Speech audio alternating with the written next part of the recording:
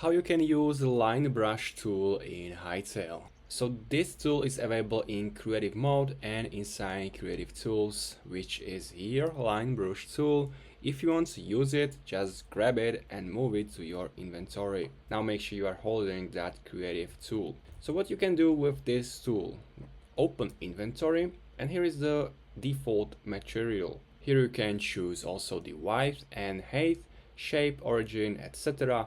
All these settings can be changed and you can customize it like you want. So for example, I don't want to hear stone, so I'm gonna click this X and I want to, for example, make some dirt surface. So grab the dirt and move it here. Now it's gonna use only the dirt. Now I'm gonna change the width, for example, to 15, and height, if I want only the surface, I'm gonna keep that on 1. So now how you can use it, you can right click, which is the first point, and select the second line where should be the second point, for example here, and it's gonna create the surface. If you want to, for example, make it bigger, make sure it's in this line. Otherwise, if you do it not on the side of it but on the top of it, I'm going to show you how it's going to look like.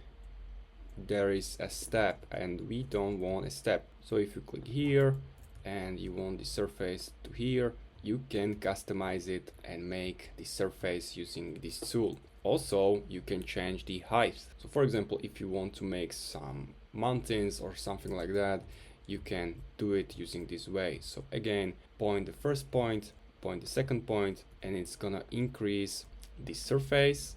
And using this method, you can create bigger mountainous structure and create a random structure using this tool. Also, if you go to your inventory and you want to remove this, you need to remove also this material. So this is empty, and now choose the size of the removal, pick this, and for example this one, and it's gonna create the hole through that structure. If I do it on the surface, it's gonna look like this. If you customize it here, I'm gonna increase the height, create the big canyon just using this tool.